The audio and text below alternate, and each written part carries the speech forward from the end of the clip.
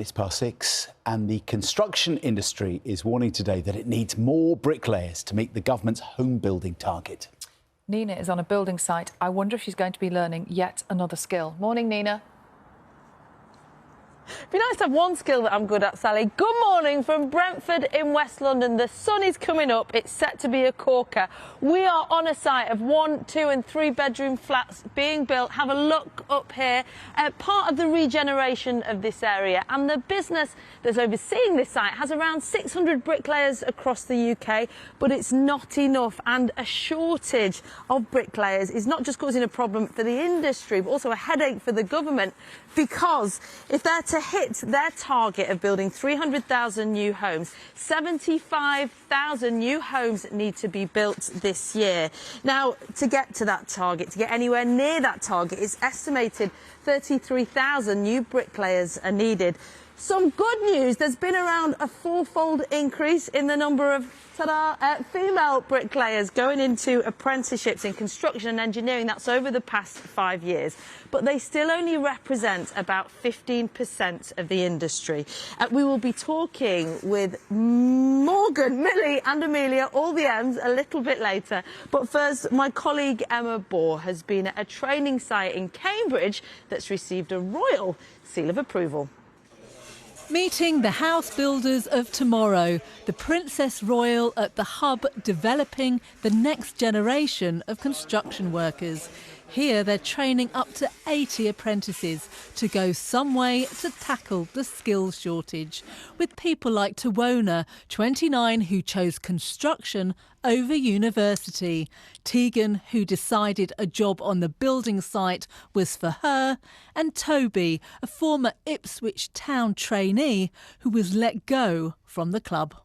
I did find myself not really knowing where to look going forward. Yeah, it was a very brutal industry, yeah. What's been so special about this? I finally sort of found a path where I could see myself progressing, and it's nice to be able to do something and stand back and feel proud of what you've done. It's definitely a male-dominated job, but it's very good. It's a lot of support. It's not what people think it would be like, you know, all of the stereotypes. It's really nice. Everyone's been so supportive and lovely. Getting new blood into the industry is vital if we're going to keep pace with demand. Across the country, we need to build 300,000 new homes, and that will take 75,000 bricklayers. The builders that we work with are very keen to deliver quality homes, and if we haven't got the people there to build those quality homes, the volumes will just be less. What can you earn in the building industry? On average, a bricklayer from our data can comfortably earn £50,000 a year, and we're trying to, along with the house builders, dispel the myth that it is a hard and dirty and low-paid role. Bricklayers make quite good money, so I thought I'd get into that. I was also in the building industry a little bit myself, labouring, and obviously wanted to get qualified, so I'd done the training hub, and it's a quick way to actually get qualified.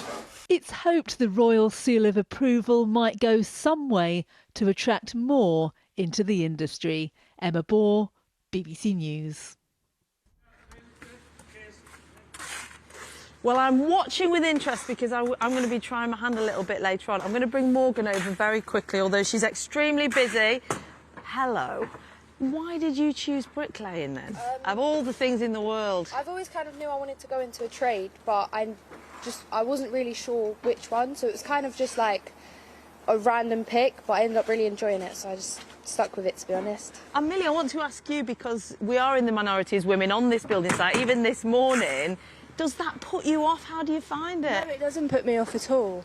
Really, I've had a lot of equal opportunities to my male counterparts. And not only that, Lee Marley has offered me loads of opportunities to grow, not as just a person, but also not as just an apprentice, but also as a person. I can see your confidence if you've taken my microphone. Thank you very much. And Amelia, what would you say to other young women who are thinking of taking up bricklaying? Because it looks hard. It is hard. It definitely is easier than it looks, but definitely go for it. It's been a great opportunity working for Lee Marley. They're a great company and they support you a lot. Oh, well, thank you for sharing your skills this morning and hopefully helping me out a little bit later on. Christian, you oversee all of these projects. What is it reputationally about bricklaying that's leading to this? I think in the past it had a bad reputation, the bricklaying and the construction industry, but the company, we're trying to change that perception and show that it's open to everyone that wants to have a go and have a learn and try it. And what would you say to people who said it's dirty, it's low paid, I'll end up with a bad back? Again, if you look after yourself and then keep fit, I think, you know, it helps you keep fit. It also, the money-wise, I mean, you can earn lots of money. It's, what are we talking? What's the decent? Around about £50,000 a year for a bricklayer. You know, and again, with the training, the high-quality training we give, these girls and our others, they come out with, you know, with a trade for life. And also, you know, a career with Lee Marley. They shouldn't need to get a job again because they can stay with us because we're training the next generation.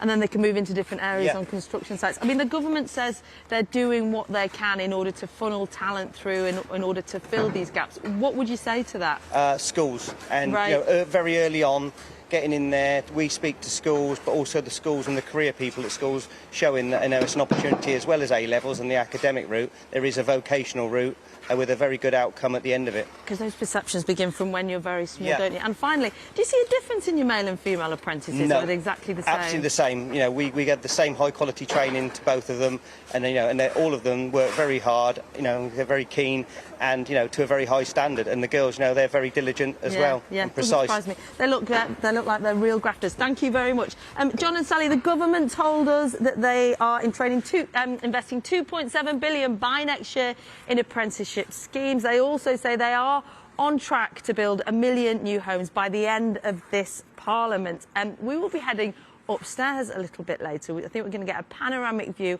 of the City of London, which I'm really excited about. And as ever, looking forward to getting my hands dirty. But Nina, the main question is, have you got your wellies on?